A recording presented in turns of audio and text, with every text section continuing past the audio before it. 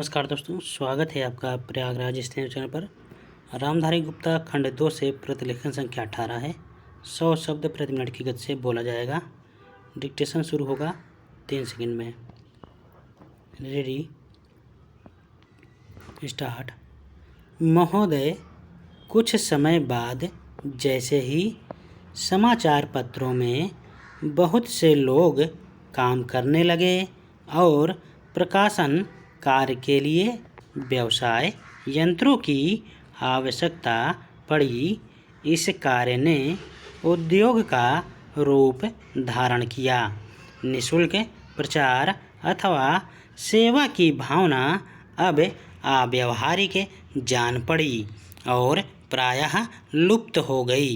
समाचार पत्र उद्योग का यह विकास संभवतः स्वाभाविक है और आधुनिक विचारधारा के अनुरूप है।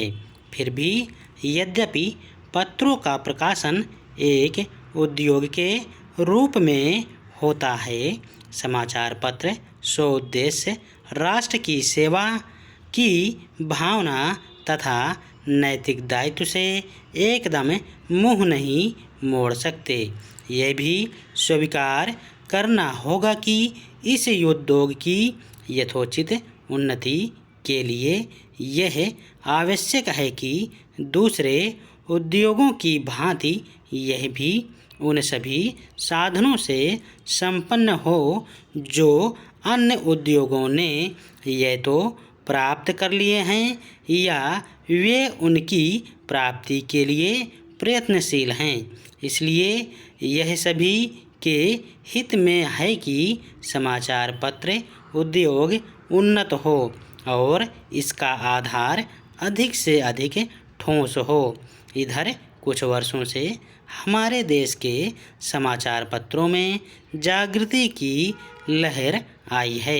उद्योग की आवश्यकताओं, श्रमजीवी पत्रकारों की मांगों और पाठकों के हितों ने मिलकर ऐसी स्थिति पैदा कर दी कि समाचार पत्रों की दशा पर पुनर्विचार करना आवश्यक हो गया। समाचार पत्र आयोग की नियुक्ति, आयोग की सिफारिशों का प्रकाशन और उन सिफारिशों पर सरकार का निर्णय, ये सभी उक्त समस्या को सुलझाने के सम्मिलित प्रयत्न हैं। मैं आशा करता हूँ कि इन प्रयत्नों द्वारा समस्या का समाधान हो सकेगा, समाचार उन्नत होंगे और इस उद्योग में कार्य करने वाले सभी लोगों को संतुष्ट किया जा सकेगा।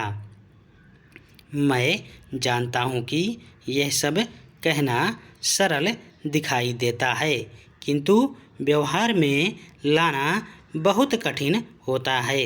परंतु मुझे सुशिक्षित श्रोताओं से यह कहने की आवश्यकता नहीं कि मानवीय गतिविधि के सभी क्षेत्रों में, चाहे वह राजनीति, उद्योग अथवा प्रशासन का क्षेत्र हो, विभिन्न हितों और विचारों में सहयोग की भावना से राष्ट्र तथा समाज के हितों को सामने रखकर सामंजस्य स्थापित करने का प्रयास आवश्यक है। मैं इतना निराशावादी नहीं कि मैं यह समझूं कि वे लोग जिनके सुझाव बड़ी बड़ी समस्याओं को सुलझाने में सहायक होते हैं, निजी समस्याओं का निपटारा करने में असफल रहेंगे। हाल में भारतीय संसद ने इस संबंध में जो अधिनियम पास किए हैं, उनका उद्देश्य समाचार पत्रों की समस्याओं को सुलझाना है। यह कहना अनावश्यक होता कि कोई भी अधिनियम, चाहे वह किसी भी क्षेत्र में सुधार के लिए लागू किया जाए, प्रभावपूर्ण रूप से तभी कार्यान्वित हो सकता है जब सभी संबद्ध दल उसे सहयोग की भावना से ही कार्य रूप दें। इन मामलों में अधिनियम के शब्दों का इतना महत्व नहीं जितना उनके पीछे निहित भावना का होता है। क्या मैं आपकी संस्था से यह अनुरोध कर सकता हूँ कि इस मामले में आप समाचार पत्रों को मार्ग दिखाएं। आपकी संस्था निश्चय ही प्रमुख तथा अत्यंत प्रभावशाली समाचार पत्रों की प्रतिनिधि संस्था है। प्रायः सभी बड़े समाचार पत्र आपके सदस्य हैं। स्टॉप। धन्यवाद।